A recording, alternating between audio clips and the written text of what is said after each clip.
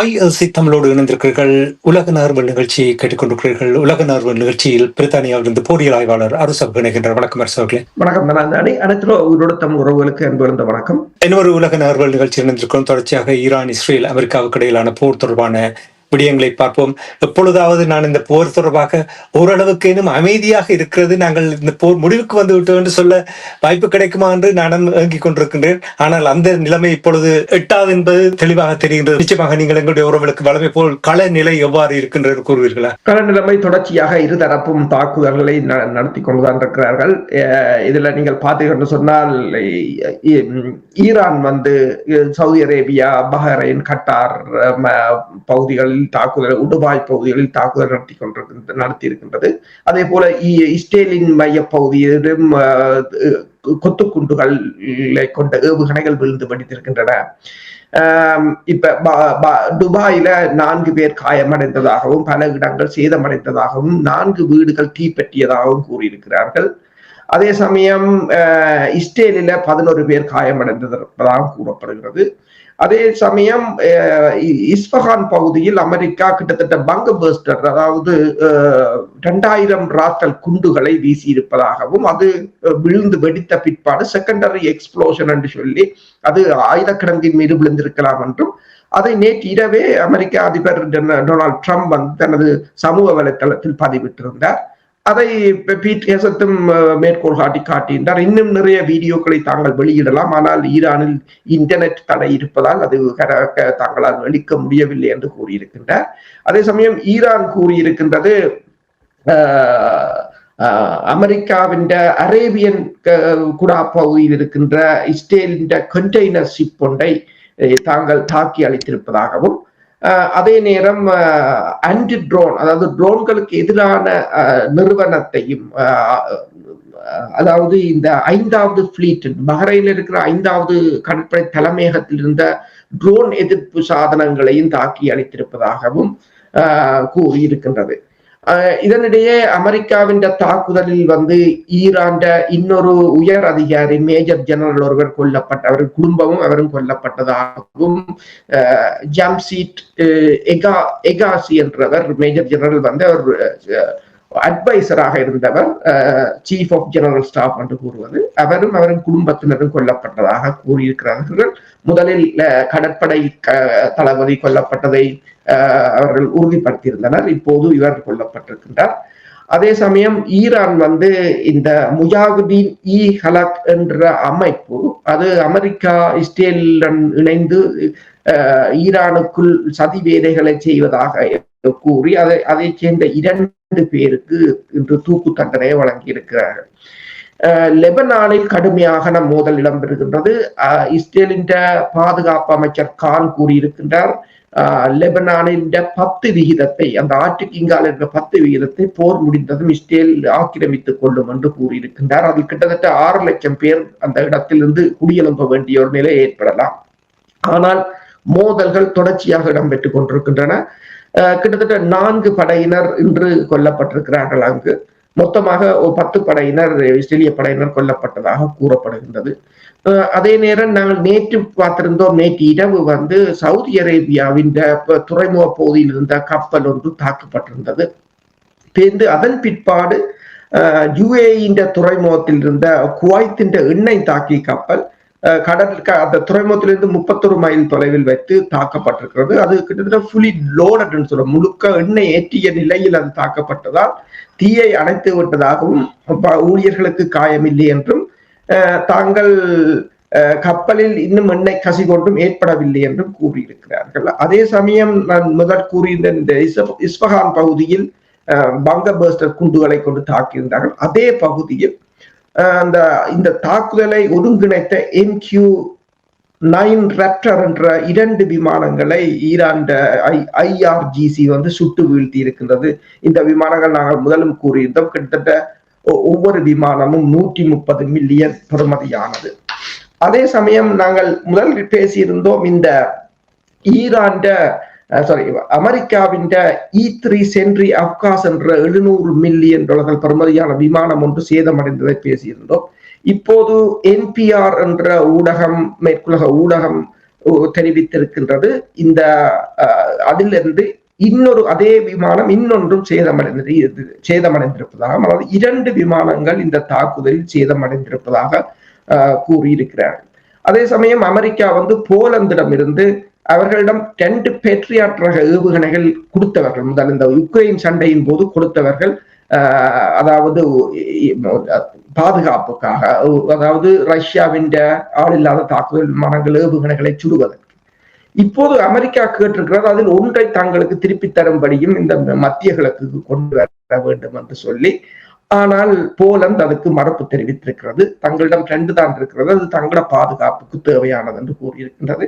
அதே சமயம் ஸ்பெயினுடன் இணைந்து இப்போது இத்தாலியும் தனது அந்த சிசிலி பகுதியில் இருக்கின்ற தளத்தை அமெரிக்கா பயன்படுத்தக்கூடாது என்று அமெரிக்கா என்ற விமானங்களுக்கு தடை விதித்திருக்கின்றது. இப்போது ட்ரம்ப் குற்றம் சாட்டியிருக்கிறார். பிரான்சும் இஸ்ரேலுக்கு உதவியாக தளத்தை கொடுப்பதற்கு மறுப்பு தெரிவித்ததற்கு ட்ரம்ப் கடும் கண்டனங்களை தெரிவித்திருக்கின்றார். 2 தரப்பும் இன்னும் தாக்குதலை பொறுத்தவரையில் இன்றும் தாக்குதல்கள் தீவிரமாக நடந்து கொண்டுதான் இருக்கு. இன்னொரு விடயம் நான் உங்களிடம் கேட்டு தெளிவு பெறுவதற்காக இந்த கேள்வியை கேட்கிறேன். உங்களுக்கு தெரியும், கடந்த 2025 ஜூன் மாதம் அமெரிக்கா 12 நாள் தாக்குதல் நடத்தியிருந்தது. அதாவது அணு ஆயுதம் தயாரிக்கின்ற யுரேனியம் பதப்படுத்துகின்ற அந்த பகுதியில் தாக்குதல்கள் நடத்தியிருந்தார்கள். பங்கபேஸ் குண்டுகளையும் போட்டிருந்தார்கள். சமீபத்தில் நான் ஒரு செய்தி அறிந்தேன். அதாவது இவர்களுடைய இந்த தாக்குதலுக்கு முன்னதாகவே இஸ்ஃபஹான் என்ற அந்த பகுதிக்கு யுரேனியத்தை ஏற்கனவே அவர்கள் பெரிய காவி செல்லும் இயந்திரத்தினூடாக மாற்றி விட்டார்கள் என்று செய்தி ஒன்றை பார்த்திருந்தேன். இதில் அவ்வளவு உண்மை இருக்கின்றது. அதான் இப்போது அந்த தகவல் ஒரு சேட்டலைட் புகைப்படங்களுடன் இப்போது வெளியாகி இருக்கின்றன.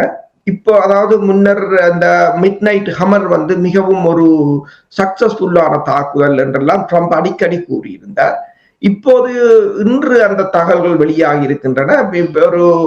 ஒரு நீல மிகப்பெரிய கண்டெய்னர்களில் அந்த யுரேனியம் 450 கிலோ யுரேனியத்தை அங்கிருந்து அவர்கள் அகற்றுவதை காணக்கூடியதாக இருக்கின்றது. அப்படி என்று சொன்னால், அதாவது 2 நாளைக்கு முதல், அப்படி என்று சொன்னால் அந்த 2 நாளைக்கு முதல் அவர்களுக்கு புலனாய்வு தகவல்கள் மூலம் அவர்கள் அதனை அறிந்து அவர்கள் அதை அகற்றி இருக்கிறார்களா, அல்லது உங்களுக்கு தெரியும் அந்த தாக்குதலே ஒரு திட்டமிட்ட தாக்குதல். அமெரிக்கா நீயும் அடி நானும் அடிக்கிறேன் என்ற மாதிரி தான் அவர்கள் உடனடியாக பஹ்ரைனுக்கு அடித்த போதும் அங்கு அமெரிக்க படையினர் இல்லை. அவர்களும் 2 ஏவுகணை அடித்தார்கள், இவர்களும் 4 குண்டை வீசினார்கள். அப்படி ஒரு திட்டமிட்டதான்ற கேள்விகளும் எழுந்திருந்தன. இப்ப உங்களுக்கு தெரியும், இப்ப திரும்ப இவர்கள் அந்த 450 கிலோ என்ரிச்ட் ஒரு யுரேனியத்தை பற்றித்தான் பேசிக் கொண்டிருக்கிறார்கள் என்று சொல்லும் போது, அப்ப அந்த யுரேனியத்தை இவர்கள், அதாவது அமெரிக்கா தாக்கி அளித்த போது, ஃபெடோ மற்றும் இஸ்ஃபஹான் பகுதிகளை தாக்கிய போது அங்கு அந்த யுரேனியம் இல்லை என்பது போலதான் தெரிகின்றது இந்த புகைப்படங்களை வைத்து பார்க்கும் போது. இப்போது அந்த புகைப்படங்களை வெளியிட்டு இருக்கிறார்கள். சரி, தொடர்பாக அந்த கேள்வியை கேட்டிருந்தால், இவர்கள் மெயின் ஸ்ட்ரீம் மீடியாவில் கூறும் பொழுது நீங்கள் அடிக்கடி கூறுவது போல் பொய்யும் பிரட்டும் தானே கூறுவார்கள். ஒரு சக்சஸ்ஃபுல்லான தாக்குதல் 12 நாட்கள் இலக்கை அழித்தொழித்து விட்டோம் என்று கூறினார்கள் என்று சொல்லி. சரி, இனி இந்த போருக்கு போனார்கள், என்ன திட்டமன்றும் இல்லை, எங்கெங்கெல்லாம் அடிக்க இயலுமோ அங்கு அடித்து விட்டு தங்களுடைய இலக்கை நாங்கள் அடைந்து விட்டோம் என்று கூறினார்கள். டொனால்ட் ட்ரம்ப் அவர்கள் ஒரு புதிய ஒரு கதையோடு வந்திருக்கின்றார், அல்லது டொனால்ட் ட்ரம்பை ஆத்திரப்படுத்தி விட்டார்கள் போல் இருக்கின்றது மேற்கத்திய நாடுகள், குறிப்பாக ஐரோப்பிய ஒன்றியம், பிரித்தானியா போன்ற நாடுகள் கோவப்படுத்தி விட்டது. என்னத்துக்காக அவர் சொல்லிவிட்டார் என்று கூறிவிட்டார், உங்களுக்கு தேவையான எண்ணெயை ஹார்முஸ் நீரினை நீங்களே எடுத்துட்டு வாருங்கள் என்று அவர் கூறியிருக்கின்றார். என்ன நடந்தது என்று சொன்னால், ஒரு மிகவும் நேரெதிர்மறையான தகவல்கள் இப்போது வந்து கொண்டிருக்கின்றன. இந்த ஃபாரின் அஃபேர்ஸ் என்ற ஜேர்னலும் கூறியிருக்கின்றது, ட்ரம்ப் இந்த போரை இழந்து விட்டார் என்று அந்த ஜேர்னல் கூறியிருக்கின்றது. அதே போல நீங்கள் பார்த்தீங்கள் என்று சொன்னால், ட்ரம்ப் அதாவது சொல்லி இருக்கிறாராம் என்னென்று சொன்னால், இந்த தற்போது இடம்பெற்றிருக்கின்ற போரை நான் இந்த வால் ஸ்ட்ரீட் ஜேர்னல் கூறியிருக்கின்றது, தற்போது இடம்பெற்றிருக்கின்ற போரை இந்த ஹார்முஸ் நீரிணை திறக்கப்படுவதோ இல்லையோ அதை நான் இந்த போரை முடிக்கப் போகிறேன் என்று கூறியிருப்பதாகவும், அதாவது இந்த போரை பொறுத்தவரையில் தான் ஒரு 4 தொடக்கம் 6 கிழமைகளுக்கு தான் திட்டமிட்டது. இந்த போர் அதற்கு மேல் செல்வதை அமெரிக்காவால் தாங்க முடியாது என்று கூறியதாகவும் இந்த தாங்கள் இந்த தற்போதைய நிலையில் ஈரான் கடற்படை, வான்படை மற்றும் ஏவுகணை பலம் மற்றும் ஆயுத உற்பத்தி நிறுவனங்களை தாக்கி கணிசமான அளவு அளித்திருப்பதாகவும், மேலும் தலைமை பீடத்திலும் பல இழப்புகளை ஏற்படுத்தி இருப்பதாகவும், மேலும் இயலுமானவரை தாக்குதல்களில் இழப்புகளை அவர்களுக்கு ஏற்படுத்திவிட்டு ஹார்மோஸ் நீரிணை திறக்கப்படுவதோ இல்லையோ தாங்கள் வெளியேறி விடுவோம் என்றும், அதற்கு பிறகு இதை ஒரு ஈரானுக்கு ஒரு அழுத்தத்தை கொடுத்து டிப்ளமேட்டிக்காக, அதாவது இதை கொடுத்து ஒரு ராஜதந்திர அழுத்தத்தின் ஊடாக இந்த ஹார்மோஸ் நீரிணையை திறப்பதற்கான முயற்சிகளை மேற்கொள்ளலாம் என்று சொல்லியும், அப்படி மேற்கொள்ளாது விட்டால் அதை இந்த வளைகுடா நாடுகளும் ஐரோப்பிய நாடுகளும் அதற்கான வேலையை அவர்கள் முன்னெடுக்க வேண்டும் என்று அவர் கூறியிருப்பதாக இந்த வால் ஸ்ட்ரீட் ஜேர்னல் கூறியிருக்கின்றது. அதே போலதான் இப்ப நீங்கள் சொன்னது போல இப்ப ட்ரம்ப் கூறியிருக்கிறார் என்னென்று சொன்னால் 2 விடயங்கள். ஒன்று, அதாவது இந்த ஹோர்முஸ் ஜெட் ஃபியூவல் உங்களுக்கு இல்லை என்று சொன்னால் உங்களுக்கு 2 தெரிவுகளை நான் தருகிறேன். ஒன்று, என்னிடம் ஜெட் ஃபியூவல் இருக்கிறது, வாங்குங்கள். இல்லை என்று சொன்னால் ஹோர்முஸுக்கு போய் அங்கு இருக்கிறது எடுத்துக்கொண்டு வாருங்கள். உங்களுக்கு நெடுக நாங்கள் உதவி செய்ய முடியாது. உங்களுக்கு எவ்வாறு சண்டையிட வேண்டும் என்றதை நீங்களும் கற்றுக்கொள்ள வேண்டும். அதாவது கடுமையான சண்டையை நான் முடித்து விட்டேன், இனி உங்களுக்கு இலகுவாக இருக்கும், நீங்கள் எல்லோரும் போய் எடுத்துக்கொண்டு வாருங்கள் என்று அவர் தனது சமூக வலைத்தளத்தில் பதிவிட்டிருக்கின்றார். இவரை யாரும் சண்டைக்கு போக சொல்லி கேட்டதோ என்றால் இல்லை, இவைகளை யாரும் சண்டைக்கு போக சொல்லி கேட்டதும் இல்லை. அந்த ஹோர்முஸ் நீரிணை மூடி கிடந்ததுக்கு இவர் திறக்க போனாராண்டா இல்லை, அது ஏற்கனவே திறந்துதான் கிடந்தது. அப்ப அதுதான் இப்ப முக்கிய பிரச்சனையாக இருக்கிறது. இந்த ஹோர்முஸ் ஜலசந்தி தான் இப்போது இவர்களுக்கு மிக முக்கிய பிரச்சனையாக இருக்கின்றது. அது ஏற்கனவே திறந்துதான் கிடந்தது. மற்றது அதை இவர்கள் சண்டைக்கு போய்த்தான் அதை மூடியவர்கள். இந்த நாடுகள் இவர்களை வலிந்து கேட்கவும் இல்லை, சண்டைக்கு போங்கள் என்று சொல்லி. இப்போது திறப்பதற்கு இந்த நாடுகளை ஏன் கேட்கிறார் என்று சொன்னால் இந்த பலவீனத்தை தான் காட்டுகின்றது. இப்ப ட்ரம்ப் கூறுகிறார் என்று சொன்னால் தரை தாக்குதல் அதாவது வால் ஸ்ட்ரீட் ஜேர்னல் இன்னொன்றை கூறியிருக்கிறது, தரை தாக்குதல் ஒரு நீண்ட நாளை எடுக்கும் என்றதை இப்போது அமெரிக்கா உணர்கின்றது. அது மோர் ரிஸ்கியும் என்று யோசிக்கிறது. அதாவது மிக கடுமையா, அது மிக பாதகமாகவும் இருக்கலாம். இப்ப உதாரணமாக நீங்கள் அந்த தாக்குதல் பிழைத்து கிட்டத்தட்ட 200-300 அமெரிக்க படையினரை ஈரான் கைது செய்தது என்று சொன்னால் அது இன்னும் ஒரு மிகப்பெரிய, அவர்களை மீட்டெடுப்பது என்று மிகப்பெரிய கடினம். எல்லா சினாரியோவையும் இப்ப அவர்கள் யோசிக்கிறார்கள் போல் தெரிகிறது. அப்ப இப்ப இந்த பந்து ஆற்று தலையில் விழுந்திருக்கின்ற ஐரோப்பிய ஒன்றியம், வளைகுடா நாடுகள், இந்த பாதிக்கப்பட்ட நாடுகளை இப்போது கேட்கிறார். இப்ப இதுல ஒரு விடயம் என்னென்று சொன்னால், இப்ப அமெரிக்கா, நான் முன்னர் கூறினேன், போலந்திடம் இருந்து ஒரு பெட்ரியாட் ஏவுகணையை கடனாக கேட்கிறேன். இவர்கள் கொடுத்தா அவங்கள்ட்ட 2 தான் கிடக்குது. ஏற்கனவே தென்கொரியாவில இருந்து தூக்கி கொண்டு வந்தாச்சு. அப்ப அப்படி நீங்கள் இருக்கே, அவங்கள்ட்ட என்ன கிடக்கு கொண்டு போய் சண்டை பிடிக்கிறதுக்கு? இப்ப உங்களோட ஆயுதம் தான் அவங்கள்ட்ட இருந்தது. இப்ப மார்க்கோ ரூபியோ நேற்று கதைக்க சொல்றார், ஈரான் மிக கடுமையாக மிக அதிகளவான நிதியை இராணுவத்துக்கு செலவிடுகிறதா, படையினருக்கு. ஏனென்று சொன்னால் அவர் ஏன் அந்த கதையை கொண்டு வர்றார் என்று சொன்னால், இப்ப ஹார்மோஸ் நீரிணையில இந்த காசை வாங்கினால் அதையும் படையினரை பலப்படுத்த ஈரான் பயன்படுத்தும் என்ற ஒரு அச்சத்தை உலகத்துக்கு ஏற்படுத்த. ஆனால் ஈரான் பாதுகாப்பு செலவினம் 15 பில்லியன், அமெரிக்காண்ட பாதுகாப்பு செலவினம் 90 பில்லியன், 60 மடங்குக்கு மேல. அப்ப யார் கூடுதலாக இராணுவத்துக்கு செலவழிக்கிறதுன்றது எல்லாம் முழுக்க போய் அந்த மனிப்புலேட் பண்றது. ஆனால் அது ஒன்றும் எடுபடுவதில்லை. அதுதான் அந்த பிரச்சனையாக இருக்கின்றது. இப்போது தரை தாக்குதலுக்கும் அவர்களுக்கு என்றால் அந்த 28ஆம் தேதி தாக்குதல் என்ற தோல்வி, பிப்ரவரி 28, இப்போது தரை தாக்குதல் தொடர்பாக அவர்கள் கடுமையாக யோசிக்கிறார்கள் அதில் இறங்குவதற்கு முன்னர். ஆனால் இப்ப கூட்டணி நாடுகளை கூப்பிடுகிறார்கள். கூட்டணி நாடுகளால் ஒன்றும் செய்ய முடியாது. என்று சொன்னால் சூப்பர் பவர், இவர்களிட இருக்கிற ஆயுதங்கள் ஒன்றும் பயனில்லை என்று சொன்னால் ஏனைய நாடுகளும் போய் மேலும் இந்த பிரச்சனையை சிக்கலாக்குவதாகத்தான் முடியும். சினிமா பாணியை சொன்னால் எல்லாரும் உஷாராயிட்டார்கள் என்று சொல்லலாம். இவர்களால் இந்த ரீல் விட முடியாதுன்னு சொல்வார்கள். நாடு எல்லா தகவல்களும் உடனுக்குடன் வெளியில் வருகின்றபடியால் தாங்கள் விரும்பிய அந்த கதையை கொண்டு செல்ல முடியாமல் திக்குமுக்காடுகிறார்கள் என்பதை கூறலாம். இனி எப்படியோ இப்ப 32 நாட்கள் இந்த போர் ஒரு மாதம் முடிந்து 2வது மாதத்துக்கு காலடி வைத்திருக்கின்றது. பொருளாதாரம் பெரிய ஒரு நெருக்குவாரத்தை ஏற்படுத்தி கொண்டிருக்கின்றது உலகளாவிய ரீதியில். சீனா கூட இந்த போரை முடிவுக்கு கொண்டு வருவது கூட விரும்புகிற மாதிரியான ஒரு செய்தியை பார்க்கக்கூடிய இருக்கிறது. இந்த நேரத்தில் நீங்கள் கடந்த சில நாட்களாக கூறிக்கொண்டு வந்திருந்தீர்கள், பாகிஸ்தான் இந்த போர் நிறுத்தம் தொடர்பாக பேச்சுவார்த்தை நடத்துவதற்கு தயாராக இருக்கின்ற நிலைமைகளை கூறும்பொழுது சீனாவும் பாகிஸ்தானும் இணைந்து 5 அம்ச திட்டத்தை முன்வைத்திருக்கின்றது போல் தெரிகின்றது. இது தொடர்பாக எங்களுடைய உறவுகளுக்கு கூறுகள் என்ன நடக்கின்றது என்றது. பாகிஸ்தான் வெளிவார அமைச்சர் சீனாவுக்கு சென்றிருந்தார். சீனாவுக்கு சென்று சீனா வெளிவார அமைச்சரை சந்தித்திருந்தார். பாகிஸ்தான் பெருமளவில் இந்த போரை நிறுத்துவதற்கு பாகிஸ்தான் மிக கடுமையாக முயற்சி செய்கின்றது. அதற்கு நல்லிணக்கமாக பாகிஸ்தான் 20 கப்பல்களை ஈரான் அனுமதித்திருந்தது. ஆனால் பாகிஸ்தான் 20 கப்பல் அங்க இல்லை. அப்ப பாகிஸ்தான் என்ன செய்தது என்று சொன்னா, தாய்லாந்து, மலேசியா, இந்தியா போன்ற நாடுகளுடன் ஒரு பேரம் பேசி அவர்கள் அந்த 20 அவருக்கு கொடுக்கப்பட்ட அந்த 20 கப்பல்களுக்கு பதிலாக தங்கட கப்பலையும் இவேண்ட கப்பலையும் கொண்டு வந்தால் இதை பாகிஸ்தானுக்கு கொஞ்சம் எண்ணெயை கொடுக்கலாம் அப்படி என்று சொல்வதாக கூறியிருக்கிறார்கள். அதே நேரம் பாகிஸ்தான் சீனாவிடம் போய் பேசியிருக்கிறார்கள். இது சீனாவின் ஊடாக ஏதாவது ஒரு தீர்வை கொண்டு வரலாமா என்று நீங்கள் பார்க்கலாம். இந்த பாகிஸ்தான் பின்னணியில் நிற்பது அமெரிக்கா தான் நிற்கின்றது என்றால், அமெரிக்கா அவங்களுக்கு JD Vance பாகிஸ்தானுக்கு போவதாக இருந்தது.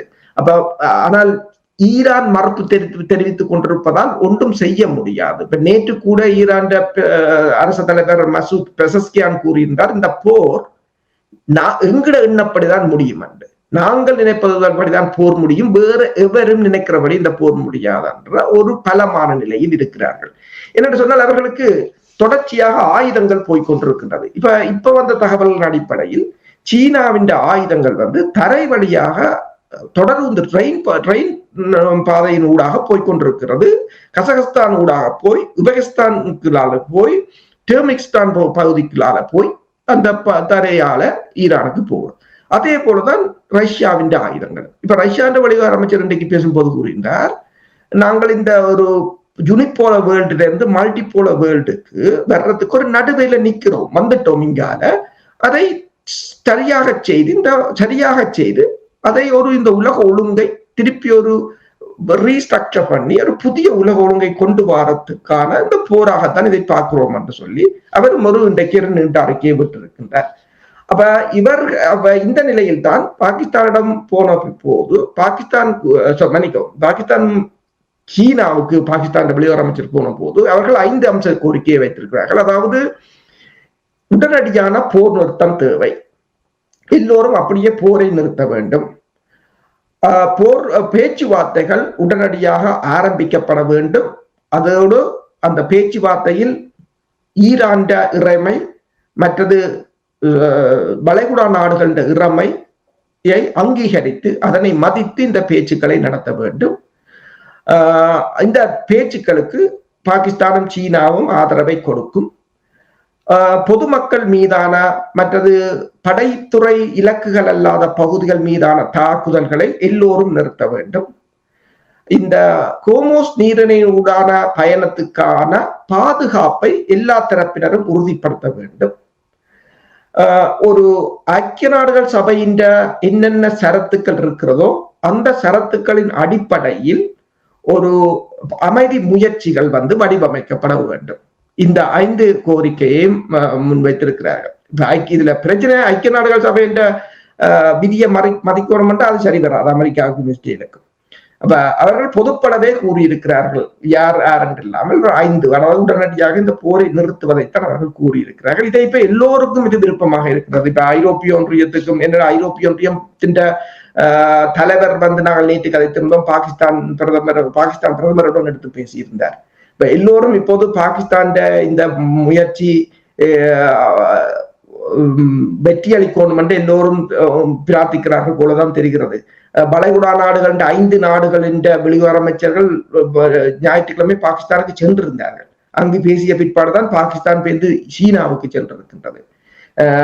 இனி பாகிஸ்தான் இந்த ஈரான் ஒரு சாதகமான பதிலை கொடுத்தால்தான் ஜேடி வேன்ஸ் அங்கு போக முடியும். ஈரான் கொடுக்காமல் இவர்களால் போக முடியாது. ஈரான் பதிலுக்காக காத்திருக்கிறார்கள். ஆனால் ஈரான் எந்தவித பதிலையும் கொடுப்பதாக இல்லை. அதே சமயம் பார்த்தீங்கன்னு சொன்னால் ஈரான் அரசு தலைவர் ஈராக் மக்களுக்கு தனது நன்றியை தெரிவித்திருக்கிறார். ஏனென்றால் அவர்கள் ஈரானுடன் இப்போது தோளோடு தோல் நிற்பதாகவும் அந்த பாப்புலர் மொபிலைசேஷன் போர்சஸ் என்ற PMF என்ற படை இப்போது ஈரானுக்குள் அணியாக வந்து கொண்டிருப்பதாகவும் ஒரு தரை தாக்குதல் ஒன்று ஆரம்பித்தால் அவர்களும் ஈரானுடன் இணைந்து போராட தயாராக இருப்பதாகவும் கூறியிருக்கிறார்கள். அதே சமயம் அமெரிக்காவில ட்ரம்பை பதவி விலக வேண்டும் என்று சொல்லி கடந்த வார இறுதியில் பெருமளவான மில்லியன் கணக்கான மக்கள் களத்தில் இறங்கியிருந்தார்கள். இப்போது ட்ரம்பின் அப்ரூவல் ரேட்டும் 40% குறைவாக இறங்கிவிட்டதாக கூறுகிறார்கள். அதே சமயம் இஸ்ரேலிலும் இந்த போரை நிறுத்த வேண்டும் என்று மக்கள் குரல் கொடுத்து கொண்டிருக்கிறார்கள். இப்ப என்னென்று சொன்னால் போர் இவர்கள் நினைத்த அளவுக்கு போகவில்லை. இவர்களின் நிகழ்ச்சி நிரலின்படி போர் நடக்கவில்லை என்பதுதான் மிகப்பெரிய ஒரு சிக்கல் இவர்களுக்கு. நீங்கள் கூறிய அந்த PMF அமைப்பு ஈராக்கில் இருந்து இயங்கிய பொழுது அடித்த அடியில் அமெரிக்க படையினர் 24 மணி நேர போர் நிறுத்தத்தை கேட்டு அங்கிருந்து ஓட வைத்தார்கள் இல்லையா? அந்த கோரியது எனக்கு ஞாபகம் இருக்கின்றது. 1 மில்லியன் போராளிகள் இருக்கிறார்கள் என்ற விடயங்களை நீங்கள் கூறும் பொழுது அவர்கள் அங்கே சென்று தரவழி தாக்குதல் நடந்தால் அவர்கள் பங்கெடுப்பார்களாக இருந்தால் பெரிய சேதங்கள் வரலாம் என்று நீங்களும் கூறியது எனக்கு ஞாபகம் இருக்கின்றது. நன்றி அரசோக்களை அந்த விடயத்தை தந்ததுக்காக. இனி உலகமே பெரிய ஒரு நெருக்குவாரத்துக்கு முகம் கொடுத்து கொண்டிருக்கின்றது. எரிசக்தியில் பற்றாக்குறை வரும் பொழுது மிகப்பெரிய ஒரு சவாலை எதிர்நோக்க போகின்றது. இது தொடர்பாக என்ன அவதானிக்கிறீர்கள், குறிப்பாக உலக நாடுகளில்? ஆயில் அண்ட் கேஸ் விலை ஏற்றத்தால் உலக நாடுகள் $100 பில்லியன் இழந்திருப்பதாக இந்த என்விரான்மெண்டல் சுற்றுச்சூழல் அமைப்பு தெரிவித்திருக்கின்றது. இதுவரை நடந்த சண்டையில் $100 பில்லியன் இந்த எரிசக்தி துறையால் மக்கள் இழந்திருக்கிறார்கள், உலக மக்கள் என்று சொல்லி. அதே சமயம் ஐரோப்பிய ஒன்றியம் கூறியிருக்கின்றது தாங்கள் அதாவது ஒரு எமர்ஜென்சி மீட்டிங்கை ஐரோப்பிய ஒன்றிய எரிசக்தி அமைச்சர்கள் கூடியிருக்கிறார்கள். நீண்ட நாள் இதை தாங்கள் இந்த தற்போதைய நிலையை நீண்ட நாள் தங்களால் தாக்கு பிடிக்க முடியாது, நீண்ட நாட்களுக்கு தாக்கு பிடிக்க முடியாது என்று. இங்கு நீங்கள் பார்த்தீங்கன்னு சொன்னால் ஒவ்வொரு நாளும் பெட்ரோல் ஸ்டேஷன்ல 10 பென்சா ஏறிக்கொண்டு போகிறது. அதே போல ஆசியாவின் பங்கு சந்தைகள் இன்றும் கடுமையாக வீழ்ச்சி கண்டிருக்கின்றன. இப்போது இதுவரையில் இடம்பெற்ற தாக்குதல்களினால் Qatar, Bahrain, Kuwait, UAE, Saudi Arabia போன்ற நாடுகளில் ஏற்பட்ட எரிசக்தி துறைகளுக்கு ஏற்பட்ட சேதங்களை திருத்துவதற்கு 3 அல்லது 4 வருடங்கள் இருக்கும் என்று கூறுகிறார்கள். எனவே இப்ப போர் இன்று முடிந்தால் கூட இந்த எரிசக்தி துறை ஒரு 4 வருடம் எடுக்கும் திருப்பி பழைய நிலைக்கு வருவதற்கு. ஆனால் இன்னும் ஒரு வாரம் நீடித்தால் மிகப்பெரிய கடினம் என்று கூறுகிறார்கள். அதே சமயம் ரஷ்யாவிடம் போயிருக்கிறார்கள். ரஷ்யா ஒன்றை கூறிவிட்டது, இப்ப ஜப்பான், ஐரோப்பிய ஒன்றியம் எல்லாம் அந்த கேப் பிரைஸ் என்று சொல்லி ரஷ்யா எண்ணெயை $60 தான் விற்கலாம் என்று இவர்கள் முந்தைய அமெரிக்காவுடன் சேர்ந்து அதை இந்த பிரைஸை நிர்ணயித்தவர்கள். அப்ப ரஷ்யாவின் எரிசக்தி பிரதி வெளிவார அமைச்சர் அண்ட்ரே கூறியிருக்கின்றார், இப்படி அந்த கேப் பிரைஸை விதித்தவர்கள் மீது அவர்களுக்கு தாங்கள் எண்ணெயை வழங்கப் போவதில்லை, எரிபொருட்களை. இப்ப ஜப்பானை அவர் குறிப்பிட்டு கூறியிருக்கிறார், ஐரோப்பிய ஒன்றியம் போன்றவற்றுக்கு தாங்கள் எரிசக்தி எண்ணெயை வழங்கப் போவதில்லை என்றால் அவர்களுக்கு தேவையில்லை என்றால். இப்ப வியட்நாமின் மிகப்பெரிய oil நிறுவனம் அவர்களோட உடன்பாட்டை மேற்கொண்டிருக்கிறது. இந்தோனேஷியா போயிருக்கிறது, தாய்லாந்து போயிருக்கிறது, இந்தியா திரும்ப போயிருக்கிறது. அப்ப அவர்களுக்கே அவர்களுடைய கெப்பாசிட்டிக்கு மேல அவர்கள் இந்த நாடுகளுக்கு கொடுக்க வேண்டும் என்ற தேவையும் இல்லாதபடியால் அவர்கள் அவ்வாறு கூறியிருக்கிறார்கள். அதே சமயம் தொடர்ச்சியாக இப்ப மாற்று வழியை இவர்கள் பாவித்தார்கள். ஒன்று இந்த UAE இருக்கிற துறைமுகத்தை கொண்டு வரலாம் என்று, இப்போது செங்கடல் பகுதிகளால கொண்டு வரலாம் என்று சொல்லி ஓமான், கல்ஃப் ஆஃப் ஓமான் இருக்கிறார். ஆனால் அங்கு இருக்கிற கப்பல்களுக்கும் ஈரான் நேற்று அடித்திருக்கிறது, 2 கப்பல்களுக்கு என்றால் இனி அங்கிருந்து எண்ணெய்கள் வர முடியாத நிலையாக இருக்கிறது. அப்ப இந்த போரை நிறுத்துவதுதான் இவர்களுக்கு ஒரே வழியாக தற்போது இருக்கின்றது. அதற்காக வழிகளை தேடுகிறார்கள் என்று சமீபத்தில் நடக்கின்ற ஊடக சந்திப்பினூடாக அறியக்கூடிய இருக்கின்றது. போருக்கான அமைச்சர் பீட்டர் ஹெக்ஸெத் அவர்கள், ஜெனரல் டான் கெயின் இவர்கள் ஊடக சந்திப்பை நடத்தி அந்த போரினுடைய நிலைமைகளை கூறும் பொழுது, முதலாவது வாரத்தில் அவர்கள் நின்ற நிலையை பார்த்தீர்கள் என்றால், அப்பா எங்கேயோ நாங்கள் சாதித்து விட்டோம் என்றிருந்தார்கள், இப்பொழுது பார்த்தால் சோர்ந்து போயிருக்கிறார்கள் போல் இருக்கிறது. இந்த ஊடக சந்திப்பில் என்ன கூறினார்கள் என்று கூறுவீர்களா? பீட் ஹெசத் இந்த ஊடக சந்திப்பை இன்று நடத்தியிருந்தார். ஊடக சந்திப்பை நடத்துவதற்கு முன்னர் பிரித்தானியாவில் இருந்து வெளிவருகின்ற பைனான்சியல் டைம் என்ற நாளேடு ஒரு தகவலை வெளியிட்டிருந்தது. பீட் ஹெசத்தின் புரோக்கர் அவரின் தரகர் இந்த சண்டை ஆரம்பிப்பதற்கு 2 வாரங்களுக்கு முன்னர் பிளாக் ராக் என்ற நிதி நிறுவனத்தின் ஊடாக இந்த டிஃபென்ஸ் இண்டஸ்ட்ரீஸ்ல கொஞ்சம் மில்லியன் கணக்கான பணத்தை முதலீடு செய்தவர் என்று கூறியிருக்கிறது.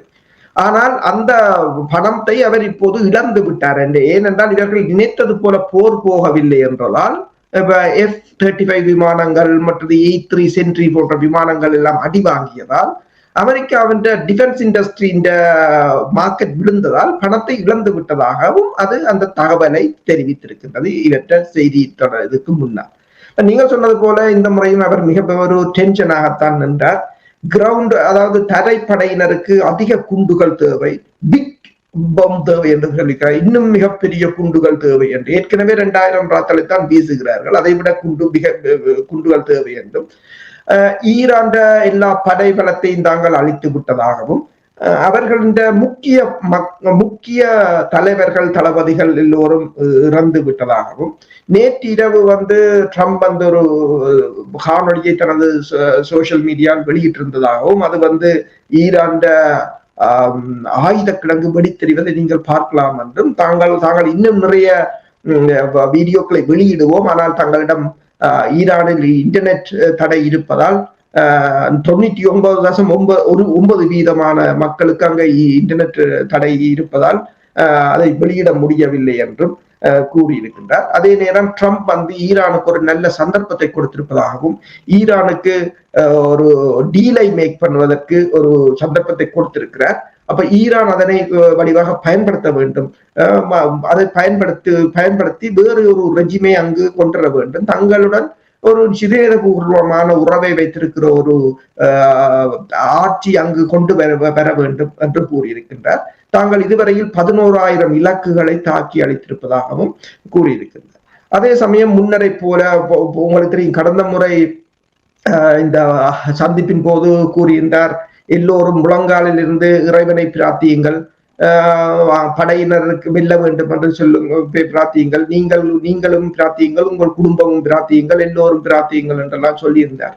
இப்போது சொல்லியிருக்கிறார், இந்த நடப்பவற்றை எல்லாம் ஆண்டவன் மேலே இருந்து பார்த்து கொண்டிருப்பார், ஆண்டவருக்கு தெரியும் எல்லாம் யார் கெட்டவர் யார் நல்லவர் என்று சொல்லி, கடவுள் எல்லாத்தையும் எங்களுக்கு நல்லதையே செய்வார். அதாவது நேச்சர் ஆஃப் ஜீசஸ் என்று சொல்லியிருக்க. இப்ப ஜீசஸை தான் கூப்பிட்டு இருக்க. சில சமயங்களில் ஒரு மத போரை தூண்டுவதற்காக அடிக்கடி இவர் ஒவ்வொரு காலம் அந்த ஜீசஸை தான் கொண்டு வருகின்றார் தாங்கள் செய்கிற போரில். 72,000 பேர் இறந்திருக்கிறார்கள் காசாவில், 1,47,000 பேர் காயமடைந்திருக்கிறார்கள். இன்றைக்கு நீங்கள் லெபனானில் பார்த்தீர்கள் என்று சொன்னால் 1,230 பேர் இறந்திருக்காங்க, அதுல 144 பேர் சிறுவர்கள். அதே போலதான் ஈரானில் 250 பேர் பாடசாலை சிறுவர்கள். அது மட்டுமல்லாது 300 பேருக்கு மேல ஈரானில் இருந்தவர்கள் பெண்கள். அப்ப அதையும் கடவுள் பார்த்து கொண்டுதான் இருப்பார். அப்ப என்னத்தை கதைக்கிறார்கள் என்றது ஒரு மிகப்பெரிய ஒரு என்னன்னு சொன்னால், அவர்கள் யோசிக்கிறார்கள் இந்த மெயின் ஸ்ட்ரீம் மீடியா தங்களே கொண்டு போகும், இந்த மக்கள் எல்லாம் முன்னைய போல, இப்ப ஒரு 50 வருடத்துக்கு முன்னைய போல இது தாங்கள் சொல்வதைத்தான் நம்புகிறார்கள் என்று யோசிக்கிறார்களோ தெரியவில்லை. ஆனால் உடனே அதுக்கு பதிலாக எல்லா சமூக வலைத்தளங்களிலும் அதற்குரிய பதிலை எல்லோரும் எழுதி கொண்டுதான் இருக்கிறார்கள். சோதனைகள் வரும்பொழுதுதான் ஆண்டவனை தேடுவார்கள் என்று சொல்லுவார்கள். அதைத்தான் இங்கே பீட்டர் ஹெக்ஸெத்தும் தேடுகிறாரோ எனக்கு தெரியவில்லை. மிகவும் சுருக்கமாக கூறுங்கள். இப்ப நீங்கள் இஸ்ரேலில் ஏற்பட்டிருக்கின்ற காயங்கள் தொடர்பாக கூறும் பொழுது, இதுதான் வரலாற்றில் இஸ்ரேல் இவ்வளவு பொதுமக்கள் காயப்பட்டதும் இறந்ததும் இதுதான் வரலாற்றில் ஒரு முக்கியமான போராக கருதலாமா? இஸ்ரேலில் இதுவரையில் அவர்கள் இறந்தவர்கள் கூறவில்லை. இப்போது கிட்டத்தட்ட 6,000க்கு 10,000-க்கும் மேற்பட்டவர்கள் காயமடைந்திருப்பதாக கூறுகிறார்கள். பெருமளவானவர்கள் இறந்ததாக கூறுகிறார்கள். அதே சமயம் ஹிஸ்புல்லா கண்ட தாக்குதலில் 10 பேர் இருந்ததாகவும் 270-க்கும் மேற்பட்டவர்கள் காயமடைந்திருக்கிறார்கள். அவர்கள் பலவற்றை மறைக்கிறார்கள். உண்மையில் இஸ்ரேலில் இதுவரை நடந்த போரில் இது இஸ்ரேல் சந்தித்த மிகப்பெரிய இழப்பீடாகத்தான் இருக்கணும். அது மட்டுமல்லாது இஸ்ரேலில் இருக்கின்ற 71% நிறுவனங்கள் சேதமடைந்திருப்பதாகவும் இழப்பை சந்தித்திருப்பதாகவும் 31% நிறுவனங்கள் இஸ்ரேலை விட்டு வெளியேற துடிப்பதாகவும் அங்கிருந்து முதலீட்டாளர்கள் 31% தப்பியோட யோசித்திருப்பதாகவும் அதிலும் பெருமளவானவை இந்த டெக்னாலஜிக்கல் நிறுவனங்கள் என்று சொல்லுகிறார், தொழில்நுட்ப நிறுவனங்கள் என்று கூறுகிறார்கள். அதே சமயம் துபாயும் அபுதாபியும் கிட்டத்தட்ட $120 பில்லியன் பங்கு சந்தையில் இந்த ஒரு மாதத்துக்கு இழந்திருப்பதாகவும் இந்த மிடில் ஈஸ்ட் ஐ என்ற பத்திரிகை கொண்ட செய்தியை வெளியிட்டிருக்கு. நன்றி அரசோகளே. நான் அதை கேட்டதுக்கு காரணம் என்னவென்றால், இஸ்ரேல் கூறியிருக்கிறது கடந்த 24 மணி நேரத்துக்குள் ஈரானில் 230 இடங்களை தாங்கள் தாக்கி இருக்கின்றோம் என்று கூறும் பொழுது இஸ்ரேலிய மக்களுக்கு ஒரு பொய்யான பிரச்சாரம் செய்வது போல், பொய் என்று சொல்லும் பொழுது தாக்குதல் நடத்திருந்திருக்கலாம், அது இல்லை என்று மறக்கப் போவதில்லை. ஆனால் இஸ்ரேலில் நடக்கின்ற காயப்படுகின்ற மக்களுடைய அந்த இவ்வாறான கதைகளை சோடித்து விடுகிறார்கள் என்று சிந்திக்க தோன்றியது. அவ்வளவுதான். நன்றி அரசோகளே. தொடர்ச்சியாக தகவல்களை அவதானித்து உயிரோடை தமிழ் உறவுகளுக்கு எடுத்தமைக்காக அன்புகள் சார்பாக நன்றி கூறிக்கொண்டு மீண்டும் நாங்கள் நாளை இன்னொரு நிகழ்ச்சியில் இருந்திருப்போம். அதற்கு நன்றி, வணக்கம். நன்றி, வணக்கம். எமது பார்வையாளர்களுக்கு வணக்கம். மக்களின் குரலாய் ஓங்கி ஒலிக்கும் இலக்கு மின்னிதழ் மற்றும் உயிரோடை தமிழ் வானொலி ஆகிய இவ்விரு ஊடகங்களும் உங்களைப் போன்ற எமது நேயர்கள் நண்பர்களின் ஆதரவிலேயே இயங்கி வருகின்றன. மிக குறைந்த வளங்களுடன் பல இடர்கள் மற்றும் தடைகளை தாண்டி பயணிக்கும் எமது ஊடகங்களின் பணிகள் மேலும் வளர உங்களால் முடிந்த நிதியுதவியை வழங்கி இன்னும் காத்திரமான செயற்பாடுகளை முன்னெடுக்க உதவுமாறு மிகவும் பணிவன்புடன் வேண்டி நிற்கின்றோம். உங்கள் பங்களிப்பு உங்களின் உரிமை குரலாய் ஓங்கி ஒலிக்கும். நன்றி.